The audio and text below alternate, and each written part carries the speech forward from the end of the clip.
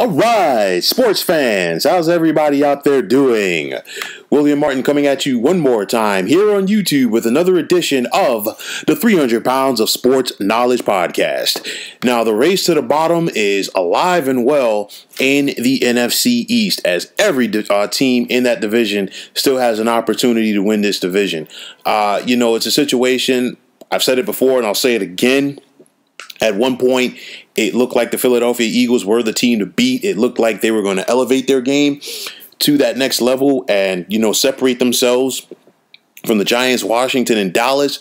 They were unable to do that. And in doing so, they've left the door open for those three teams.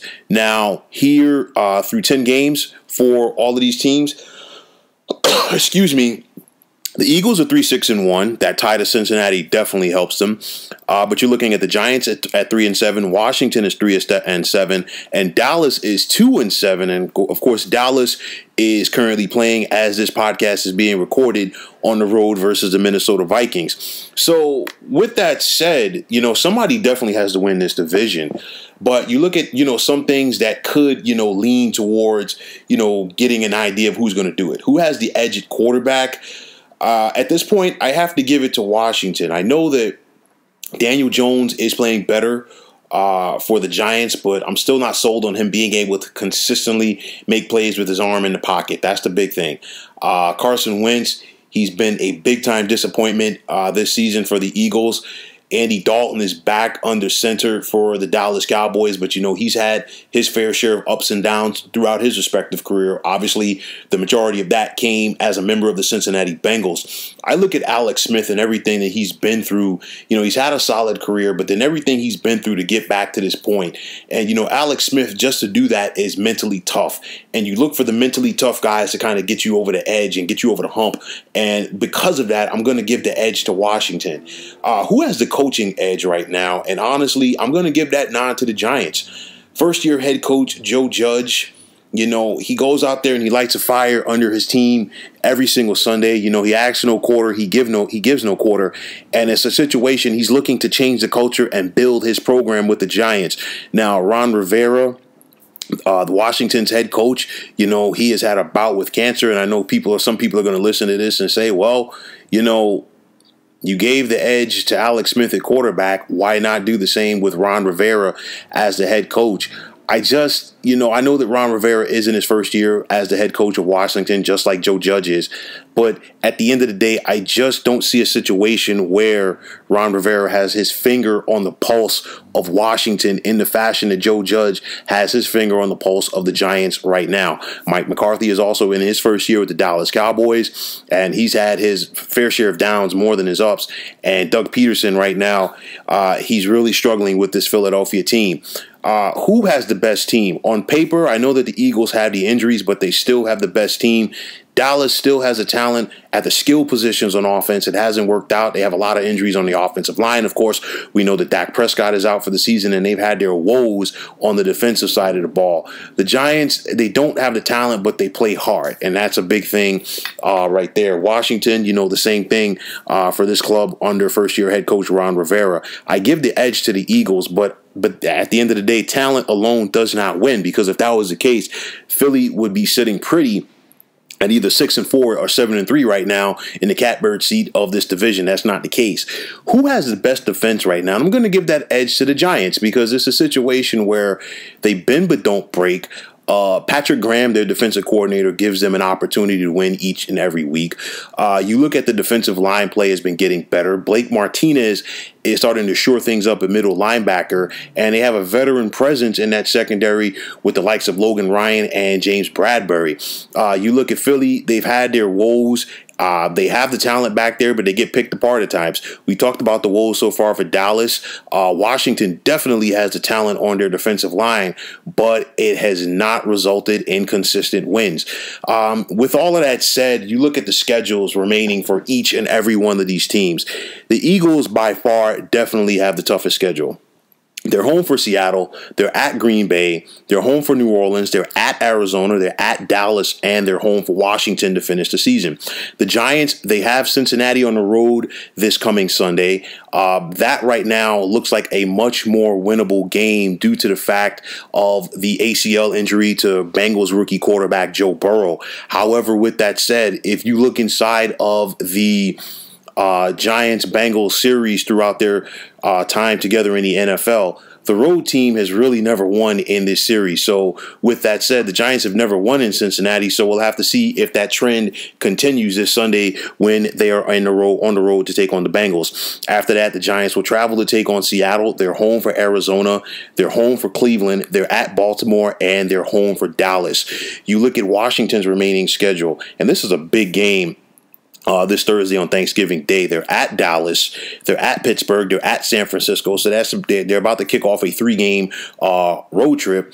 They're home for Seattle, they're home for Carolina, and then they finish up on the road versus Philly. And then Dallas's remaining schedule, they're home for Washington this Thursday, at Baltimore, at Cincinnati versus San Francisco. They're home for Philly, and then they finish up at the Giants. I look at it like this. Honestly, every team in this division still has a shot, with the exceptions of the Philadelphia Eagles. And the reason why I don't give Philly a shot right now is their schedule. You look at everybody else's schedule and you want to treat it like a game of spades. You're going to say 2 and a possible as far as what they can do for the remainder of the season as far as getting the wins. We're going to see something that we've never seen before. We're going to see a double-digit loss team, win a division and host a playoff game this season, because I don't see a team even getting to 7 wins at this point for the NFC East. 5-11, 6-10 would really solidify you, but it's going to be tough. I think a lot of things are going to be interesting depending on how things play out this Thursday in Dallas. Who wins that game? Because let's say, for the sake of argument, that Dallas is able to beat Minnesota today. So then you're talking about the Giants, Washington, and Dallas all at 3-7. It's a situation where, okay, somebody like the winner of that game between Washington and Dallas, they're going to have an opportunity to step up and take the lead in this division for next Sunday. The Giants are definitely going to know what they have to do in Cincinnati. Obviously, regardless, they know they want to try to go out there and take care of business. But if you're the Giants, you get to sit back and watch Washington and Dallas play. You know that you're not going to have to face Joe Burrow. You've had an opportunity to see some game film on Ryan Finley at quarterback, because he did take the field today for a portion of the contest versus Washington. So, you get a feel of him, because typically the Giants, historically, they struggle defensively with quarterbacks who they've never seen play. So at least there will be some game film to study some of the tendencies of Finley. But it's a situation where, hey, the Giants need to assert themselves. And I know this is a team that has historically struggled coming out of bye weeks, especially on the road. So it's a situation here. Will the Giants be able to step up? Obviously, all of these teams still face playoff contenders. You look at Seattle. Seattle plays 3 of the 4 teams in this division for the rest of the season.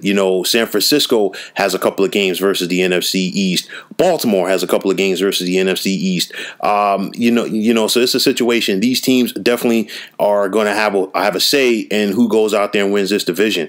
This division, honestly, could come down to Week 17, and I'm looking at the contest at the Meadowlands between the Giants and Cowboys as a potential, winner-take-all, so to speak, for this division. Make no mistake about it, the other 3 teams are going to be picking in the top 10 for the 2021 NFL Draft. So it's either you pick in the top 10 or you get an opportunity at the postseason.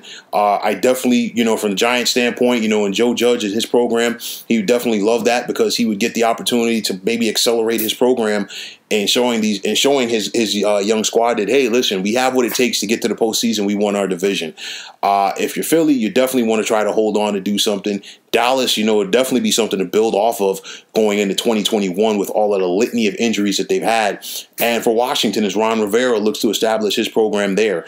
At this point, it's a flip of the coin. I think a lot is going to be predicated by that Thanksgiving Day game between Washington and Dallas, and also a lot's going to be predicated on whether or not the Giants can beat the Bengals. And I really think it's going to come down to the Dallas versus Giants matchup in week number 17 at the Meadowlands. So it hasn't been pretty. for the four combatants in this division, but at the end of the day, somebody has to win. That's what it comes down to, and whoever has that best record following week number 17 will do it. Who would I give an edge to right now? The way that they're playing, honestly, I'd have to say with the Giants, but we know that things can change in a New York minute within the NFL and within this division as a whole. So we'll have to sit back and see how things are going to play out to finish the regular season in the NFC East. So, folks, that is going to wrap it up. And as always, I want to take this time out to thank you for tuning into the 300 Pounds of Sports Knowledge podcast here on YouTube. I want to thank all of the subscribers out there. And if you have not already, please feel free to subscribe to this channel. Now, if you're on Twitter, please feel free to follow me at 300 Pounds of Sports. And like I always say, if you follow me, it'll be my pleasure to follow you right back. There's also the sports discussion group on Facebook at the Sports Depot 365. You can check it out. Drop a line and be a part of one of the better sports debating sites going on social media. So once again, fine folks, my name is William Martin. Take care and have yourselves a wonderful day.